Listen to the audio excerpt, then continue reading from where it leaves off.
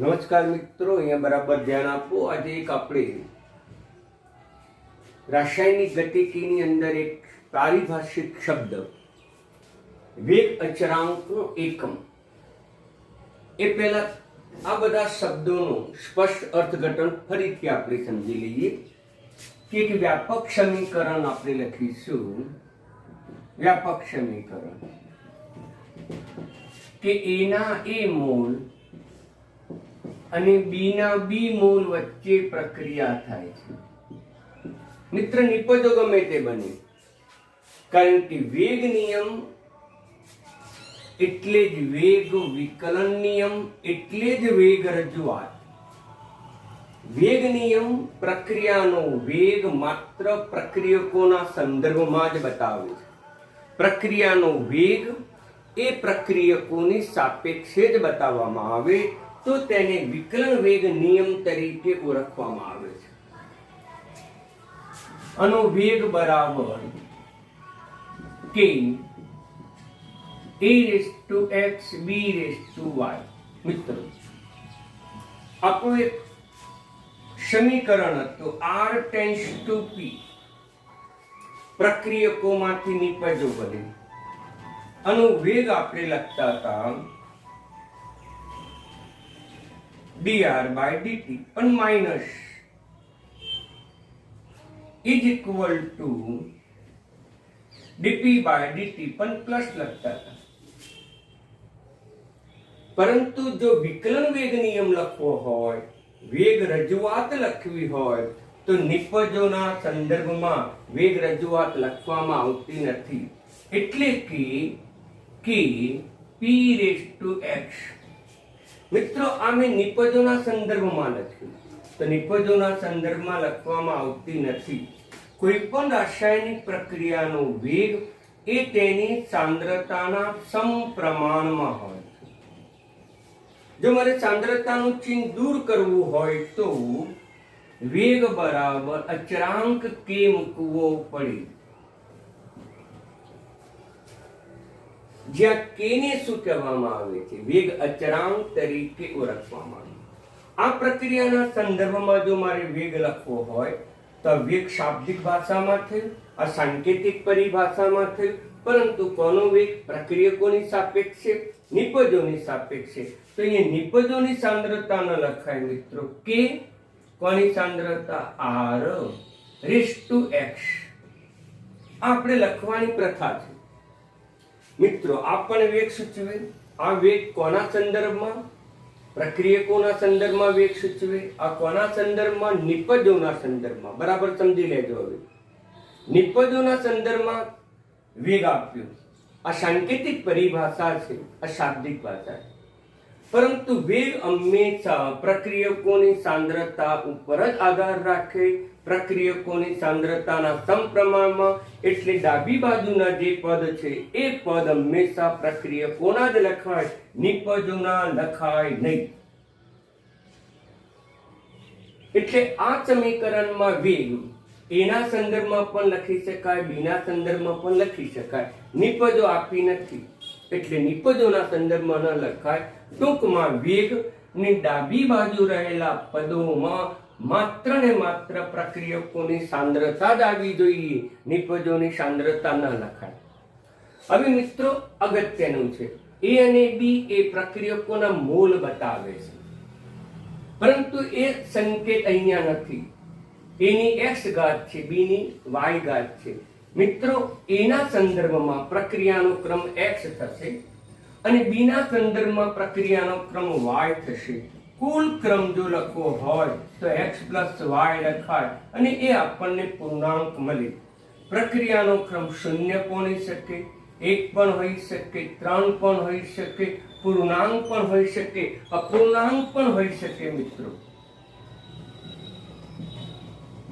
અને ઋણ પણ હોઈ શકે। મેં ગઈકાલે તમને એની ચર્ચા કરી હતી, એના ઉદાહરણો પણ મેં લીધેલા છે, આપણા પાઠ્યપુસ્તકમાં સ્વાધ્યાયમાં પણ આપેલા છે મિત્રો, અને આપણને મેં ગઈકાલે એના ઉદાહરણો લીધેલા છે મિત્રો। હવે ચર્ચા કરીએ આપણે આ જે સમીકરણ થયું, વેગ નિયમ પણ કહેવાય, વિકલન વેગ સમીકરણ પણ કહેવાય, વેગ રજૂઆત પણ કહેવાય. એમાં આવતો જે કે છે કે એ વેગ અચળાંક છે. સમજી લો. તો જ્યાં કે શું છે? વેગ અચળાંક છે. એ કેપિટલ એ સાંદ્રતામાં લખ્યું છે, તો એની સાંદ્રતા સૂચવે છે. અને એ જ રીતે બી એ બીની સાંદ્રતા સૂચવે છે. મિત્રો, સાંદ્રતાનો જે એકમ છે એ તમને ખબર છે, મોલ પ્રતિ લિટર છે. તેથી બીની સાંદ્રતાનો એકમ પણ શું થશે? મોલ પ્રતિ લિટર થશે. ઓકે. વેગ અચળાંક કે બતાવે, એનું આપણે એકમ શોધવાનું છે. એકમ. બીજી પરિભાષામાં પરિમાણ શોધવાનું છે. પરિમાણ પણ ક્યાંક પૂછે છે, પરિમાણ. હવે વેગ, મિત્રો, વેગ બરાબર શું? વેગનો એકમ શું? તો વેગનો એકમ તમને ખબર છે, એકમ સમયમાં પ્રક્રિયકોની સાંદ્રતામાં થતો ફેરફાર ભાગાકારમાં સમય. સાંદ્રતાનો એકમ છે મોલ પ્રતિ લિટર, અને સમયનો એકમ તો આપણે સમય જ રાખીશું. સમય નેનો સેકન્ડમાં, મિનિટમાં, કલાકમાં, દિવસોમાં, વર્ષોમાં પણ થાય છે. એટલે સમય હાલ પૂરતો રાખીશું. હવે મિત્રો સમજી લો, તમને આવડે છે વેગ અચળાંકનો એકમ શોધવો છે, એટલે આપણે કેને કરતા બનાવવો પડે. કે બરાબર લખીશું વેગ ભાગાકારમાં એની સાંદ્રતાનો x ઘાત, બીની સાંદ્રતાનો y. મેથેમેટિક્સ આખું છે આ ચેપ્ટર્સમાં, મેં પહેલાય કીધું છે. તો હવે મારે કેનો એકમ કે પરિમાણ શોધવું છે મિત્રો, તો મારે વેગનું પરિમાણ લખવું પડે, વેગનું એકમ લખવું પડે. વેગનો જે એકમ છે એ મોલ પ્રતિ લિટર છે, અને ભાગાકારમાં એની સાંદ્રતાનો એકમ પણ આનો એકમ વેગનું મોલ પ્રતિ લિટર ભાગાકારમાં સમય છે.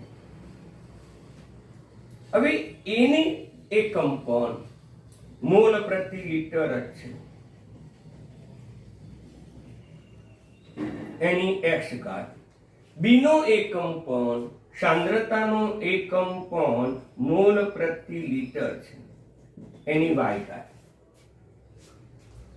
મોલ પ્રતિ લિટર ને મોલારિટી પણ મિત્ર લખવામાં આવે છે. મોલારિટી ભાગાકારમાં સમય એમ પણ લઈ શકાય. અહીંયા મોલારિટી ભાગાકારમાં સમય. એ જ રીતે મોલ પ્રતિ લિટર ને મોલારિટી પણ લખાય, એની x ઘાત, અને પણ મોલારિટી લખીશું y ઘાત. એમ ભાગાકારમાં સમય. મિત્રો, નીચે આધાર સરખો છે એટલે ઘાતાંકનો સરવાળો થશે. પરંતુ મેં તમને અગાઉ બતાવ્યા મુજબ x પ્લસ y શું છે? તો પ્રક્રિયાનો કુલ ક્રમ છે. પ્રક્રિયા ક્રમની વ્યાખ્યા ફરીથી બોલું છું. વિકલ વેગ સમીકરણમાં પ્રક્રિયકોની સાંદ્રતાના ઘાતાંકને જ પ્રક્રિયાનો ક્રમ કહેવામાં આવે છે. એ ઘાતાંકનો સરવાળો કરો એટલે કુલ પ્રક્રિયાનો ક્રમ, અને કુલ પ્રક્રિયાનો ક્રમ મિત્રો આપણે n લઈશું. એટલે k બરાબર m ભાગાકારમાં સમય m raise to n, x plus y ની જગ્યાએ n. તેથી મિત્રો જવાબ શું થશે? k બરાબર મોલારિટી, અહીંયા એક ઘાત છે, આ છેદમાં છે, અંશમાં જાય n, અને ભાગાકારમાં સમય. મિત્રો, આ એકમ પણ લખી શકાય. k બરાબર મોલારિટી 1 માઇનસ n ઇન્ટુ સમય ઇનવર્સ. આ એકમ પણ લખી શકાય. પરંતુ એનો એસઆઈ એકમ કયો મિત્ર? એસઆઈ એકમ, તો એને એસઆઈ એકમ બરાબર ધ્યાનમાં રાખો. કે બરાબર એકમ, એમ નો આખો અર્થ થાય મોલ લિટર ઇનવર્સ. એની કેટલી ઘાત? 1 માઇનસ n ઘાત. હવે સમય આવ્યો, પણ સમય એ એસઆઈ એકમ સેકન્ડમાં છે મિત્રો, એટલે સેકન્ડ ઇનવર્સ તરીકે પણ લખી શકાય. વિવિધ રીતે દર્શાવવાની પદ્ધતિ છે. મોલ, આ લિટર આપણે નીચે લખી શકીએ એની કેટલી ઘાત? 1 માઇનસ n. અને સેકન્ડ પણ આપણે ભાગાકારમાં લખી શકીએ. આ રીતે લખો તો ચાલે, આ રીતે લખો તો ચાલે, ગમે તે પદ્ધતિથી તમને બતાવી શકે છે. એમસીક્યુમાં આવા એકમો તમને અવશ્ય પૂછે છે, તમે ગોટાળે ચડી જાઓ મિત્રો.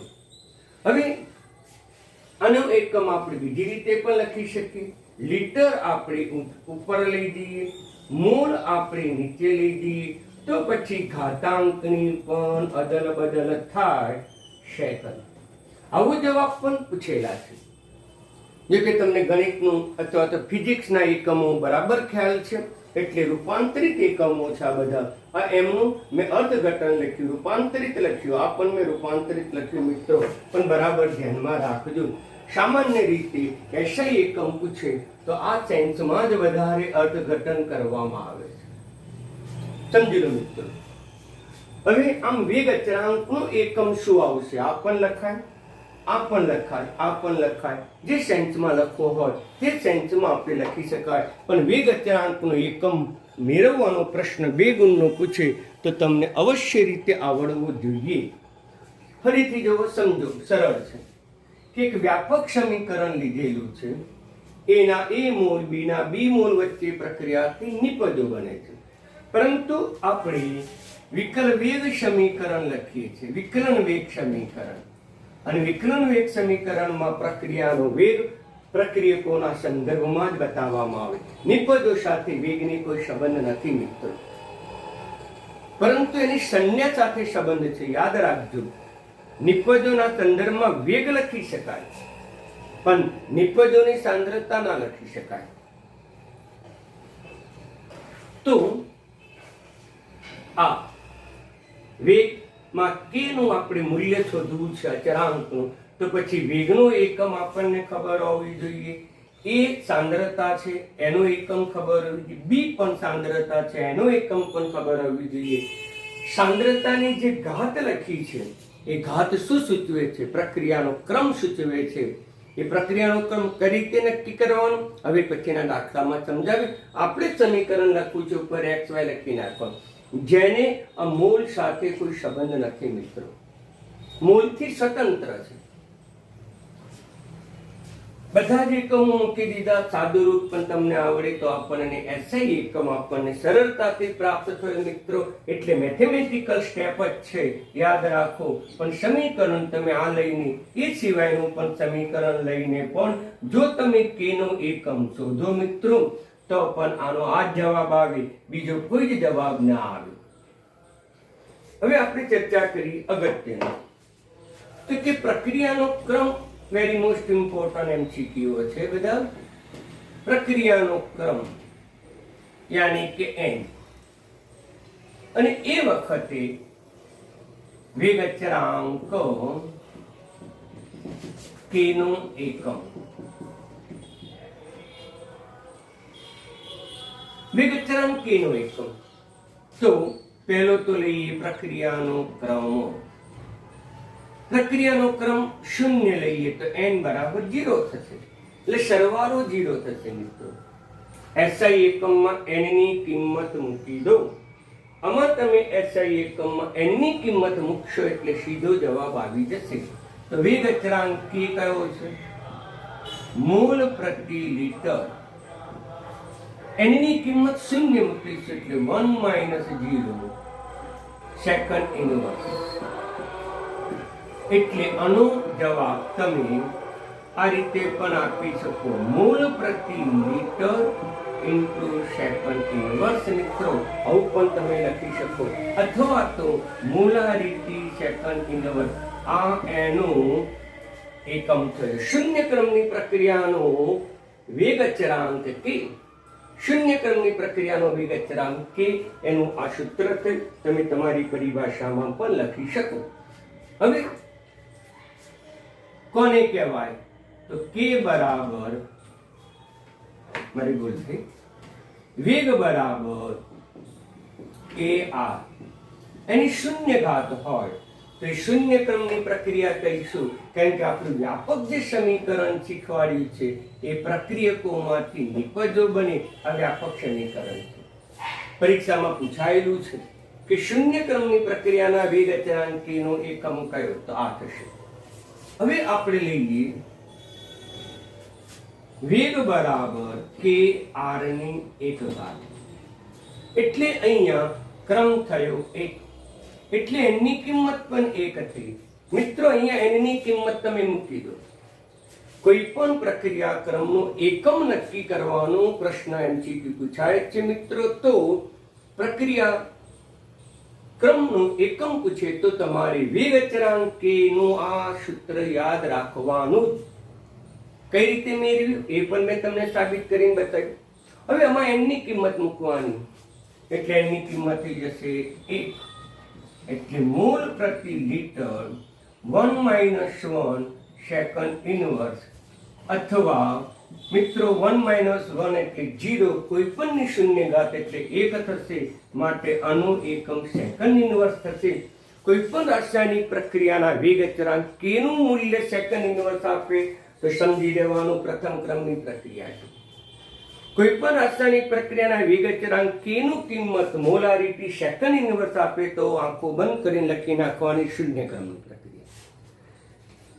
તે જ રીતે આપણે હવે બીજું લઈએ, વેગ કે આદેશ ટુ, સાંદ્રતાની 2 ઘાત છે તે કયા ક્રમની પ્રક્રિયા છે મિત્રો? બીજા ક્રમની. તેથી n બરાબર 2. હવે મિત્રો તમને ખ્યાલ આવી ગયો કે n ની કિંમત કેટલી મૂકી દો? 2, અને n ની કિંમત 2 મૂકું એટલે મોલ પ્રતિ લિટર 1 - 2 સેકન્ડ ઇનવર્સ, એટલે અહીંયા થશે મોલ પ્રતિ લિટર -1 સેકન્ડ ઇનવર્સ. અને આ રીતે પણ લખવામાં આવે છે. વિવિધ રીતે તમને પરીક્ષામાં પૂછાયેલું છે મિત્રો, એટલે તમારે થોડું ધ્યાન રાખવું પડશે રૂપાંતરિતમાં. અથવા કરીને આવું પણ પૂછેલું છે, litre mall into second inverse. આવું પણ પરીક્ષામાં પૂછેલું છે.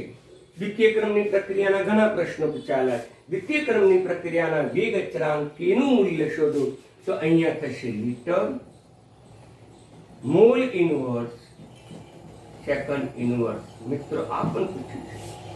તો આમ તમને SI એકમ દ્વિતીય ક્રમ માટે પૂછે તો તમને આવડવું જોઈએ. તે જ પ્રમાણે વેગ કે, હું આ સમીકરણ હવે ધ્યાનમાં લઈશું તો a ની 2 ઘાત b ની 1 ઘાત. હવે આ સમીકરણને એટલે વધારે ઉદાહરણ તમને ધ્યાનમાં આવે તો અહીંયા a ના સંદર્ભમાં પ્રક્રિયા 2 થયો, b ના સંદર્ભમાં પ્રક્રિયા 1 થયો, પણ કુલ ક્રમ કેટલો થયો?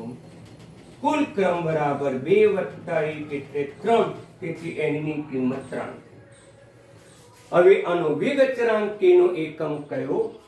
વેગ અચળાંક k નો એકમ તો અહીંયા n બરાબર તમે શું મૂકી દેશો મિત્રો? 3 મૂકી દો એટલે જવાબ આવી જશે મોલ પ્રતિ લિટર 1 - 3 સેકન્ડ ઇનવર્સ. અને બીજી પરિભાષામાં પણ લખાય મોલ પ્રતિ લિટર -2 સેકન્ડ ઇનવર્સ. અલગ પરિભાષામાં પણ લખી શકાય. લિટરને ઉપર લઈ જઈએ મિત્રો તો લિટરનો સ્ક્વેર મોલ -2 સેકન્ડ ઇનવર્સ. તો મિત્રો આ રીતે તમે સરળતાથી કોઈ પણ ક્રમની પ્રક્રિયા હોય તો સરળતાથી તમે શોધી શકો. એ જ રીતે આપણે જો n ક્રમની પ્રક્રિયા હોય, n ક્રમની એટલે n, તો મિત્રોનો જવાબ શું થાય? તો જવાબ આ થશે n ક્રમની પ્રક્રિયા માટે પૂછીએ તો મિત્રો તમારે આ જવાબ અહીંયા લખી નાખવાનો. એટલે આ જવાબ તો તમારે કાયમ યાદ રાખવો જ પડશે કે મોલ પ્રતિ લીટર 1 - n સેકન્ડ ઇનવર્સ. આ n ક્રમની પ્રક્રિયા માટે છે. શૂન્ય ક્રમની પ્રક્રિયા તો અહીંયા શૂન્ય મૂકો તો જવાબ આવી જશે. પ્રથમ ક્રમની n બરાબર 1 મૂકો તો જવાબ આવી જશે. દ્વિતીય ક્રમની n બરાબર 2 મૂકો આ જવાબ આવશે. તૃતીય ક્રમની આ એ જ રીતે ચતુર્થ ક્રમની પણ હોઈ શકે, 5 ક્રમની પણ હોઈ શકે. કોઈ પણ ક્રમની પૂછે તો તમારે આ સૂત્ર યાની કે આ સૂત્ર તમારે યાદ રાખવું પડશે મિત્રો.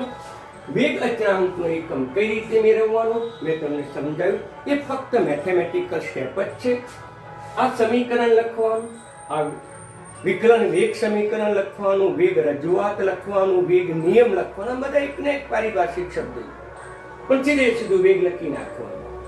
એમાંથી કેને કરતા બનાવવાનું. વેગનો એકમ છે મોલ પ્રતિ લીટર ભાગાકારમાં સમય.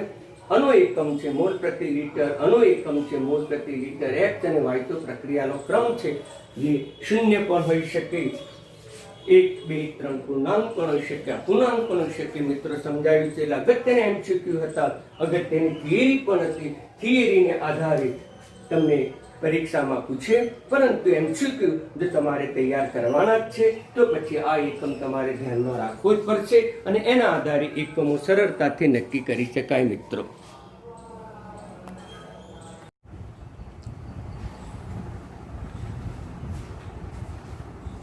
આ પણ એક અગત્યનો શબ્દ છે સમજવા જેવો. જેવી રીતે તમને વેગ નિયમ યાને વેગ રજૂઆત યાને વેગ વિકલ્પ એક જ શબ્દ હતો, એક જ અર્થઘટન. પ્રક્રિયા ક્રમ પણ મેં તમને સમજાવ્યું. હવે આણ્વિકતા એટલે શું? કે રાસાયણિક પ્રક્રિયા થાય ત્યારે એ રાસાયણિક પ્રક્રિયામાં સ્પીસીસ તરીકે અણુ પણ લઈ શકાય, પરમાણુ પણ લઈ શકાય, આયન પણ લઈ શકાય. એની જે સંખ્યા એકબીજા સાથે અથડાય અને રાસાયણિક પ્રક્રિયા પૂર્ણ કરવામાં ભાગ ભજવે તે સંખ્યાને એની આણ્વિકતા કહેવામાં આવે. ટૂંકમાં જે સંખ્યા સંકળાયેલી હોય એને જ આણ્વિકતા કહેવાય. બીજી સાદી પરિભાષામાં મૂળ સંખ્યા જે છે એ મૂળ સંખ્યાને જ આણ્વિકતા કહેવાય. બીજો ના વિચારો તો ચાલે. વ્યાખ્યા પૂછે તો આ લખવાની સાદી સરળ ભાષામાં કે પ્રાથમિક પ્રક્રિયામાં ભાગ ભજવતા સ્પીસીઝના જે અણુ, કણો, પરમાણુ, આયન અથડાય છે, નિપજમાં રૂપાંતર પામે છે. આમ અથડાતા અણુઓની સંખ્યાને, સ્પીસીઝની સંખ્યાને આણ્વિકતા કહેવાય. अब सादी भाषा में लखो तो साची જ છે વ્યાખ્યા. રાસાયણિક પ્રક્રિયામાં અણુઓ વચ્ચે, પરમાણુ વચ્ચે, આયનો વચ્ચે, સ્પીસીસ વચ્ચે અથડામણ થાય, જે સંખ્યામાં અથડામણ થાય તે સંખ્યાને તેની આણ્વિકતા કહેવાય. એક આણ્વીય પ્રક્રિયા એટલે શું? એક મોલ, એક જ મોલ પદાર્થ હોય અને જો એ પ્રક્રિયામાં ભાગ ભજવે NH4NO2, આ પ્રક્રિયા થાય તો N2 + 2H2 બની અહીંયા મોલ એટલે દરેક પદાર્થની આગળ લખેલો સહગુણક એ મોલ બતાવે. એટલે અહીંયા મોલની સંખ્યા 1 છે એટલે એક આણ્વીય પ્રક્રિયા કહેવાય. બીજું પણ લઈ શકાય PCl5. PCl5 નું જો વિઘટન કરો તો PCl3 પણ મળે, PCl2 પણ મળે. અહીં રાસાયણિક પ્રક્રિયામાં એક જ સંખ્યાના અણુ અથડાય છે, એક જ મોલ પ્રક્રિયામાં ભાગ ભજવે છે, માટે તેને એક આણ્વીય પ્રક્રિયા તરીકે ઓળખી શકાય મિત્રો. દ્વિઆણ્વીય પ્રક્રિયા કોને કહીશું? તો કેટલા મોલ હશે? 2 મોલ. તો 2 મોલ ભિન્ન પદાર્થો લેવામાં આવે, H2 + I2 = 2HI મિત્રો. આનો 1 મોલ, આનો 1 મોલ, બંનેના 1 મોલ વચ્ચે પ્રક્રિયા થાય, અથડામણ થાય, માટે તેને દ્વિઆણ્વીય પ્રક્રિયા તરીકે પણ ઓળખવામાં આવે. H2 + Br તો પણ શું બનશે? 2HBr. મિત્રો તો પછી આ પણ કઈ આણવીય થઈ તો કે છે બે અણુઓ બે મોલ એક વત્તા એક બે મોલ એટલે એને દ્વિઆણવીય પ્રક્રિયા તરીકે ઓળખવામાં આવે. સરળ છે મિત્રો. ત્રિઆણવીય પ્રક્રિયા પણ આવડી. કેટલા અણુઓ વચ્ચે કેટલા મોલ હશે તો 3 મોલ થશે એટલે 2NO વત્તા O2 એટલે મિત્રો શું બનશે 2NO2 અથવા તો બનશે આનો 2 મોલ અને 1 મોલ સરવાળો કરો એટલે 3 મોલ થશે. 3 મોલ એટલે ત્રિઆણવીય પ્રક્રિયા થઈ મિત્રો. એ જ રીતે 2 મોલ H2 વત્તા O2 એટલે બની જશે 2H2O અને 2 મોલ અને 1 મોલ 2 વત્તા 1 એટલે 3 ત્રિઆણવીય પ્રક્રિયા થઈ મિત્રો. ત્રિઆણવીય પ્રક્રિયા થઈ. H વત્તા OH H2 કેટલા આણવીય પ્રક્રિયા આનો 1 એટલે કહી શકાય કે દ્વિઆણવીય પ્રક્રિયા થશે. આ દ્વિઆણવીય પ્રક્રિયા થશે. 2Na વત્તા Cl2 2NaCl આ 2 વત્તા 1 એટલે કશે કે ત્રિઆણવીય પ્રક્રિયા તરીકે ઓળખીશું. આમ આપણે કહીશું ત્રિઆણવીય પ્રક્રિયા. મિત્રો ત્રિઆણવીય કરતા વધુ પ્રક્રિયાનું મહત્વ કેમિસ્ટ્રીમાં નથી. સામાન્ય રીતે વધુમાં વધુ એક સાથે 3 અણુઓ જ અથડાઈ શકે છે. 3 કરતા વધારે અણુઓ અથડાઈ શકતા નથી. માટે ત્રિઆણવીય પ્રક્રિયા કરતા વધુ આણવીય પ્રક્રિયાનું ક્યારેય પણ અર્થઘટન અથવા તો ઉપયોગી નથી મિત્રો. એટલે આપણે વ્યાખ્યામાં આટલું જ લખવાનું. અગત્યનો પ્રશ્ન છે પ્રક્રિયાની આણવિકતા સમજાવો. તો પહેલી તો વ્યાખ્યા લખજો તમે કે પ્રાથમિક પ્રક્રિયામાં ભાગ ભજવતા સ્પીસીઝની જે સંખ્યાઓ એકબીજા સાથે અથડાય નિપજમાં રૂપાંતર પામે અથડાતા અણુઓની સંખ્યાને એની આણવિકતા કહેવામાં આવે. આણવિકતા એટલે જ મોલ. આનો 1 મોલ આનો 1 મોલ એટલે આણવિકતા 1. આનો 1 વત્તા 1 2 મોલ 1 વત્તા 1 2 મોલ એટલે આણવિકતા 2. ત્રિઆણવિકતાના 2 અને 1 2 અને 1 તો પછી આ ત્રિઆણવીય પ્રક્રિયાથી ઉદાહરણ પણ લખ્યું છે મિત્રો. આ પરીક્ષામાં પૂછાઈ ગયું છે. અને આણવિકતા કેટલી મેં કીધું છે પ્રક્રિયકોના મોલ જ તમારે ધ્યાનમાં લેવાના. તો આનો 1 મોલ આ પદાર્થની આગળ 6 લખેલા છે 6 મોલ. આ પદાર્થની આગળ 3 લખેલા છે તે 3 તો 6 3 9 અને 10. તો મિત્રો આ પ્રક્રિયાની આણવિકતા 10 આવતી. પ્રક્રિયાની આણવિકતાને એમસીક્યુ પૂછે તો બિલકુલ સરળ હોય. પ્રક્રિયકો ધ્યાનમાં લેવાના, એની આગળ લખેલા સહગુણકો મોલ ધ્યાનમાં લેવાના, સરવાળો કરવાનો એટલે આપણી આણવિકતા સરળતાથી આવી જાય. એટલે આ પણ પ્રશ્ન તમને પરીક્ષામાં પૂછાઈ ગયો છે મિત્રો. એટલે આણવિકતા એટલે શું બિલકુલ સરળ. તો આ પણ એક શબ્દ અગત્યનો ધ્યાન આપો. હવે આણવિકતા અને પ્રક્રિયા કરો.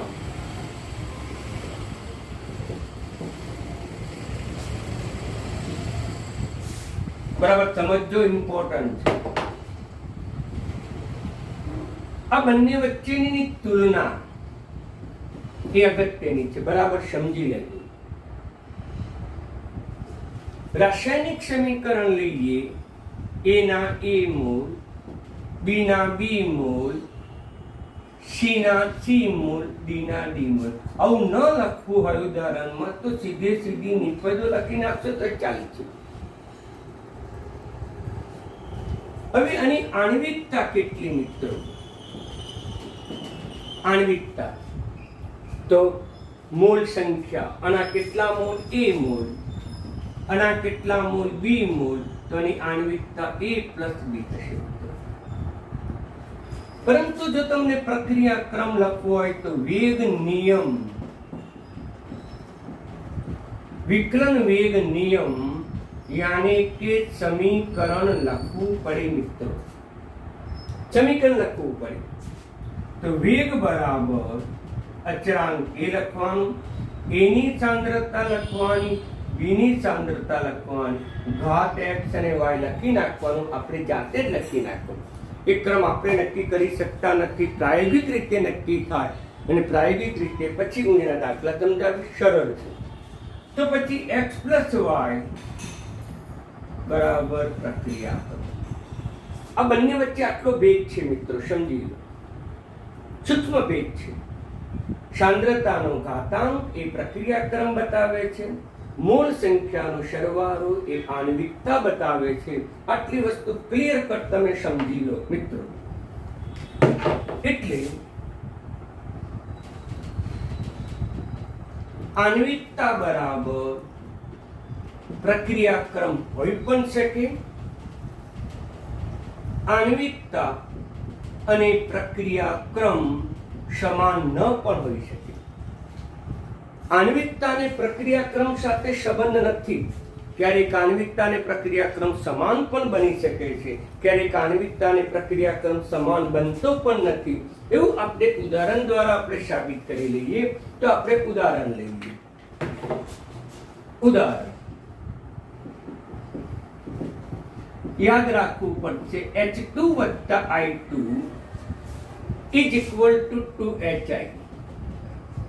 હવે એનો વિકલન વેગ નિયમ આપણે લખીએ છીએ કે H2 × I2. આ વિકલન વેગ નિયમ આપ્યો. તો એની આણ્વિકતા તમારે નક્કી કરવી પડે. આણ્વિકતા એટલે મોલ. આનો 1 મોલ, આનો 1 મોલ, એટલે 1 + 1 એટલે 2. પછી એનો પ્રક્રિયા ક્રમ નક્કી કરવો પડે.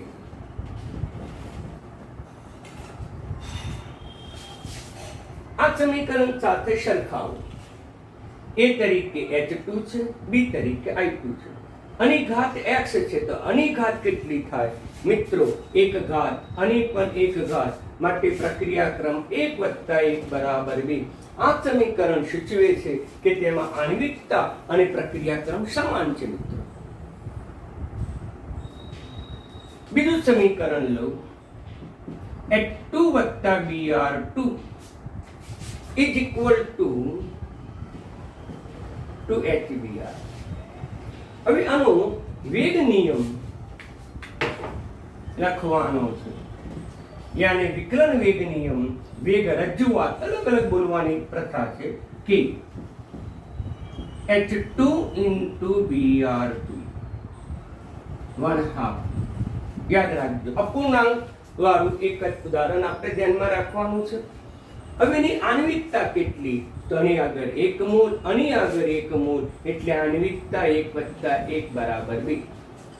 પ્રક્રિયા ક્રમ કરવો, ઘાતાંકનો સરવાળો. અહીંયા ઘાતાંક કેટલો છે? હાઇડ્રોજનનો 1 છે. બ્રોમિનનો ઘાતાંક કેટલો છે? તો કે 1/2 છે, એટલે 3/2 1.5. મિત્રો, આ ઉદાહરણ દ્વારા સાબિત થાય છે કે આણ્વિકતા અને પ્રક્રિયા ક્રમ સમાન ન પણ હોય. આમાં આણ્વિકતા અને પ્રક્રિયા ક્રમ સમાન નથી મિત્રો. અહીં આણ્વિકતા કેટલી છે? આણ્વિકતા 10 છે, 3, 6, 1 સરવાળો. પરંતુ એનો પ્રક્રિયા ક્રમ પ્રાયોગિક રીતે સાબિત થયો છે 2. આ પ્રાયોગિક રીતે સાબિત કર્યો છે. પ્રક્રિયાનો ક્રમ 2 છે, જ્યારે આણ્વિકતા 10 છે. એટલે પ્રક્રિયા ક્રમ અને આણ્વિકતા સમાન હોય પણ ખરું અને ન પણ હોય. મિત્રો, યાદ રાખજો, અગત્યનું એક તફાવત છે, સમજૂતી છે, કોન્સેપ્ટ છે. 2N2O4 2NO2 + O. એક રાસાયણિક સમીકરણ છે. એનો વેગ નિયમ તમારે લખવો છે. તો બરાબર લખવાનું, અચળાંક કે મૂકવાની, પ્રક્રિયકોની સાંદ્રતા મૂકવાની. આ વેગ નિયમ છે. આ વેગ નિયમ છે, કારણ કે x મૂકો. પણ પ્રાયોગિક રીતે સાબિત થયું છે કે x = 1, યાને કે પ્રથમ ક્રમની પ્રક્રિયા છે.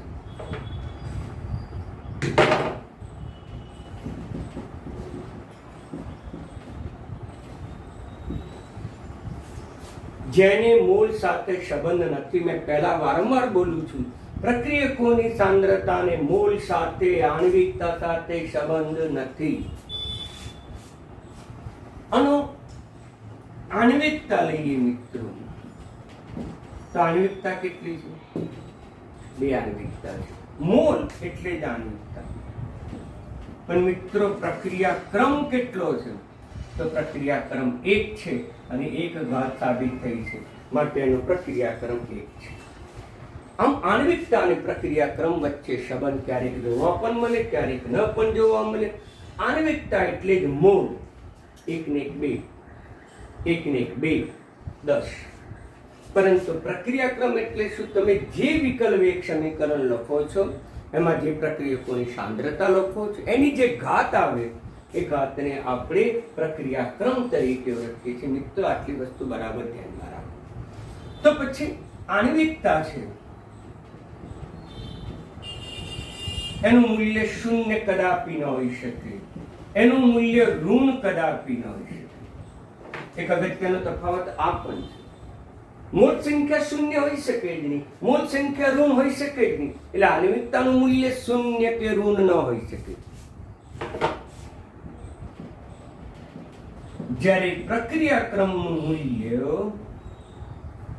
0 પણ હોઈ શકે, ઋણ પણ હોઈ શકે, ધન પણ હોઈ શકે, અપૂર્ણાંક પણ હોઈ શકે. મિત્રો જ્યારે અહીંયા ઋણ કે અપૂર્ણાંક ન હોઈ શકે, અડધો અણુ ક્યારેય પ્રક્રિયામાં આપણે સમીકરણમાં લખતા જ નથી. તત્વયોગમિક સિદ્ધાંત અનુસાર પૂર્ણ મૂળ સંખ્યા જ આપણે લખીએ છીએ. એટલે યાદ રાખો, આણ્વિકતાનું મૂલ્ય 0 ન હોય, ઋણ પણ હોય, અપૂર્ણાંક. જ્યારે પ્રક્રિયા ક્રમનું મૂલ્ય 0 પણ હોઈ શકે, ઋણ પણ હોઈ શકે, ધન પણ હોઈ શકે અને અપૂર્ણાંક પણ હોઈ શકે. મિત્રો એટલે બરાબર તમે ધ્યાનમાં રાખજો. એટલે આ બાબતો તમારે બરાબર સમજવી પડશે મિત્રો. અને આના આધારે દાખલાઓ પણ આવશે અને કેટલીક થિયરીઓ પણ આવશે. પણ અત્યાર સુધીના જે પારિભાષિક શબ્દો મેં સમજાયા, એક વેગ અચળાંક, બીજું પ્રક્રિયાનો ક્રમ, આણ્વિકતા, વેગ નિયમ કે વેગ રજૂઆત, આ બધી જ બાબતો તમારે ધ્યાનમાં રાખવી પડશે.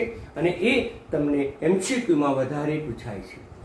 થિયરીલક્ષી પ્રશ્નો તો તમને આણ્વિકતા પૂછે અથવા તો આજે ચલાવી વેગ અચળાંકનો એકમ નક્કી કરો એ તમને પૂછે છે. બાકીનું જે મેં ચલાવ્યું એ તો તમને એપ્લિકેશન MCQ નીટજીની અંદર વધારે પૂછે છે મિત્રો. એટલે હવે આવતીકાલે આપણે જે તે પ્રશ્નો પૂછાયા છે એની આપણે ફરીથી ચર્ચા કરીશું. પણ આટલી વસ્તુ તમે બરાબર તૈયાર કરી દો મિત્રો. હવે પેપર 1 મારી ભૂલ થઈ, પ્રકરણ 1 નું એક પેપર કેપિટલ એ પેપર મેં તમને મોકલી આપ્યું છે. ઘણા મિત્રોએ, વિદ્યાર્થી ભાઈઓ અને બહેનો એના જવાબો મને મોકલ્યા નથી. જે વિદ્યાર્થી ભાઈ બહેનો પ્રકરણ 1 નું પહેલા પેપરનો જવાબ મને મોકલી આપશે એ જ ભાઈ અને બહેનોને, વિદ્યાર્થી ભાઈ બહેનોને મારા સાચા જવાબો મોકલી આપશે. એટલે તમારે ઝડપથી કામ કરતા રહેવું પડશે. આ રવિવારે પણ પ્રકરણ 1 નો હું MCQ નો બીજો પેપર, નીટજીનો બી પેપર મોકલી આપીશ મિત્રો. એટલે તમારે દર રવિવારે કેમિસ્ટ્રીનો એક, નીટજીનું પેપર સોલ્વ કરવાની તૈયારી રાખવાની અને એના જવાબો મને 3-4 દિવસમાં મોકલી આપો. જે મને જવાબો મોકલશે એને જ હું સાચા જવાબો પછી મોકલી આપું છું. ઓકે, ધન્યવાદ.